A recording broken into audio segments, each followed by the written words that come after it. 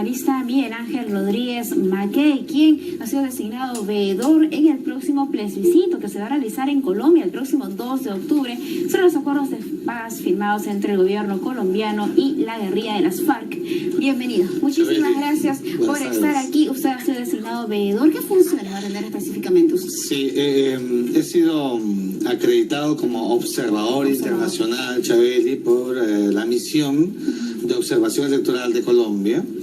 Y el objeto de mi viaje para el plebiscito que se va a producir el próximo 2 de octubre es auscultar, observar en la calidad de la neutralidad que debe inspirar el proceso de los observadores, el desarrollo mismo del plebiscito, de manera que será una nueva experiencia. Ya hemos estado también en Venezuela para las elecciones parlamentarias de diciembre del año pasado y mirar in situ, en el trabajo de campo, cómo es que se va a producir esta consulta que, de acuerdo a la Constitución de Colombia, pues el 13% de los colombianos deberán decir sí para que prospere el acto vinculante obligatorio y se allane en un proceso de paz que el próximo 26 de septiembre, con la firma del acuerdo definitivo entre el gobierno de Colombia con el presidente Santos a la cabeza y las FARC con el jefe de ellos, el señor Timochenko, acuerden un proceso final para el clima de paz de Colombia, y que el referéndum, que el plebiscito de la semana siguiente nada más, lo que tiene que hacer es darle ese acto de legitimación política, social, que requiere un hecho de esta envergadura para el futuro de Colombia. ¿Basta con el 13%? Es necesario el 13%. Fíjate que qué bueno que lo que dices, porque la ley colombiana establece que para los referéndums, los plebiscitos, debe ser 50%. Pero lo han recreado para que sea 13%. Es decir, estamos hablando de más o menos de 4 millones y algo más de actos de la posesión de las gentes en Colombia, y no los 16 millones que sería la mitad de los 32,5 de votantes que tiene el padrón, el Censo Nacional Electoral colombiano. ¿Por qué se ha sugerido que reducir, digamos, esta valla? Fíjate, es una buena pregunta, pero me imagino que la idea del gobierno y de quienes han estado actuando es buscar todos los mecanismos, Chabeli, para que se allane el proceso. De tal manera que con 13%, según las encuestas, se podría lograr esa cantidad, el proceso quede realmente en marcha. ¿Te imaginas que pudiera ser el 50% como son los procesos normales en Colombia? Habría un riesgo mayoritario de que todo se pueda frustrar y esta negociación de 4 años entre el gobierno y las FARC pudiera quedar frustrado y en la nada, lo cual sería, permítame la palabra, una catástrofe política en Colombia. Pero tengamos fe, voluntad, hay esta intencionalidad manifiesta de que todo prospere, como un pueblo como Colombia, 50 años latigado por la fractura de la violencia interna, espera pues un clima de paz. Y de prosperar este referéndum, de que gane el sí en todo caso, ¿cuál va a ser la situación, o sea, legal, jurídica de la guerrilla de las FARC? ¿Se va a constituir en un partido político? Eso es muy importante. Fíjate, el resultado del referéndum lo que primero va a generar es que las Fuerzas Armadas Revolucionarias de Colombia, las guerrillas, los grupos beligerantes, se constituyan en un partido político y progresivamente puedan tener una participación en el Congreso de la República. De hecho, hay una cantidad de escaños establecidos para que ellos pudieran ya tener una participación con voz, con voto y con presencia política en la vida nacional de Colombia. ¿Cuántos escaños serían? Son alrededor de 13 escaños los que están reservados para ellos. Pero más allá de ello hay otro tema, Chabeli, si me permites, el tema de evitar la impunidad.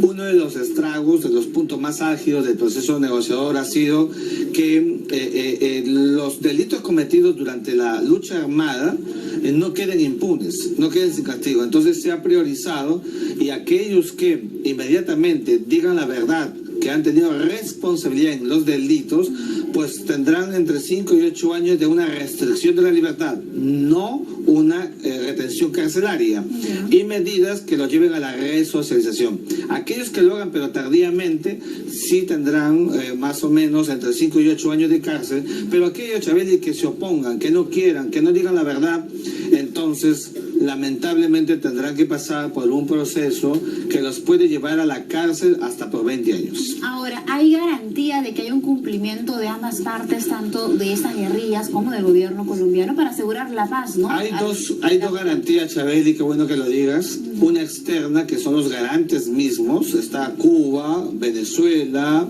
está Chile, que han venido actuando como los garantes del proceso iniciado en La Habana. Pero internamente el acto mismo de la legitimación le da la seriedad al proceso. Recuerda que el día 26 de septiembre, cuando se firme el acuerdo, van a estar muchas de las personalidades del planeta, de manera que yo estoy persuadido que un acuerdo de esta naturaleza es lo que nosotros denominamos en el derecho internacional el pacta sunt servanda. Para que la gente que nos escuche y nos ve, ¿qué cosa es eso? Pues es el fiel cumplimiento de lo que estamos tú y yo acordando. Ese es el respeto máximo que debe haber entre las partes. Pues eso, el gobierno de Colombia y las FARC han decidido que sea de esa manera, y por eso ya acabó la etapa del conflicto. Hay un cese de hostilidades, hay un alto el fuego definitivo, y ahora lo que viene es materializarlo a voluntad a través de la firma de este acuerdo de paz definitivo. ¿Habrá países garantes a lo largo de este proceso? Sin duda alguna, y entonces ahí cobran mucha vida Cuba, que ha sido el lugar, el escenario natural del proceso. Está Venezuela, elegida por las FARC, y el gobierno de Chile, elegido por el gobierno del presidente Santos, de manera que hay actores internacionales que van a estar presentes para darles espaldarazo político que un mecanismo como este al que han llegado las dos partes pueda prosperar. Ahora, ¿hay otros grupos guerrilleros en Colombia aparte de las FARC? Se sabe que si las hay, ¿qué va a pasar con estos grupos? Es verdad que hay, son digamos actores cuya visibilidad es menor todavía, pero igual impactan. Entiendo que el gobierno está priorizando por ahora el terminar con las FARC, y seguramente habrá una agenda, un protocolo de cumplimiento para abordarlo con otros grupos. El Ejército de Liberación Nacional es uno de ellos, pero creo que el gobierno quiere hacerlo por digamos, una agenda preestablecida. Lo cierto es que cuando eso se produzca, ya será más fácil en términos de procedimiento, Chaveli, porque la experiencia previa de una negociación dura, que ha tenido que las posiciones maximalistas empezar a aprender a ceder, toda esa experiencia acumulada, lo que quiero decir, va a ayudar muchísimo para que se pueda allanar el mecanismo de la negociación con los otros grupos armados en Colombia. Ahora, ¿existen dudas sobre este acuerdo, riesgos que se tienen que tomar, o los países de la región podrían estar preocupados de que algunos grupos guerrilleros o radicales puedan trasladarse a otras zonas? Mira, fíjate, Chaveli, las posibilidades siempre son latentes de la vulnerabilidad de un proceso de negociación que culmine en paz. Pueden haber niveles de disidencia, yo diría que podrían ser, si se producen, bastante reducidos, pero no olvides que mientras tú y yo conversamos, se está produciendo la 10ª conferencia de las FARC. Esto es lo que requiere un proceso serio como el que estamos viendo en Colombia. Ahora, la FARC ha causado mucha violencia en Colombia. ¿Cómo ha sido posible que el pueblo colombiano olvide todas las atrocidades que en algún momento se pudieron cometer? Eso es una también muy buena pregunta, como todas las que hace Chaveli. En realidad, bastante complejo de que el pueblo de Colombia pueda realmente aligerar, ¿no?, un descubrimiento de que ya todo esto ha pasado. La acumulación de más de 50 años de una guerra que fractura el sentimiento colectivo de los colombianos, que recrea la violencia como una regla, cuando debería ser una excepción, no es nada fácil. Y por eso que este proceso de paz, primero va a ser lento, a incorporar a los guerrilleros a la civilidad debe suponer también un nivel de permeabilidad por la parte de la sociedad, que tendrá que empezar a aceptarlos como colombianos que también son y que son parte de la vida social colombiana. Entonces, no estamos hablando de un proceso ipso iure, inmediato. como una cuestión de un momento a otro. Todo demandará un tiempo. El tiempo aquí será relevante, Chaveli, para que se pueda aclimatar, allanar este proceso de paz que debe llegar a su punto final con la firma del acuerdo y el plebiscito. Hago la pregunta porque aquí también se dio una situación similar de que este grupo llamado Movadef, que era brazo legal de Sendero Luminoso, Sí. intentara también participar en la vida política, ¿no? Sí. Hay algunos que sugirieron también permitírselo. Hay un punto de comparación pero entre ninguno. las FARC y el Pero Movadef. pero ninguno, porque primero Sendero Luminoso es un grupo terrorista.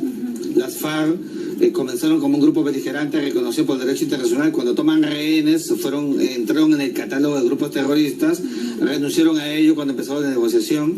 Pero hay un abismo de diferencia entre las FARC y Sendero Luminoso. Sendero Luminoso cometió en el Perú actos delincuenciales, que es un delito estatuido en la Constitución Política del Perú, de manera que hay enormes diferencias, y más bien los señores del Movadef, que en estos momentos están constituidos básicamente por los familiares de los senderistas o senderistas, están, como tú sabes, en estos momentos en un margen de la sociedad, pero donde hay que auscultar, hay que hacerles un seguimiento. No emitamos juicios de valor sobre ellos, pero creo que el Estado, que tiene la experiencia de haber soportado una crisis tan grave como la que flageló el Perú en los años 80 y parte de los 90, debería siempre tener mucho cuidado y mirar los procesos con una suerte de seguimiento permanente a lo que haga el Movadef aquí en el Perú. Ahora, ¿cuándo está viajando usted a Colombia para participar al observador internacional de este proceso? Gracias, Chaveli. Viajamos el día viernes 30 de septiembre.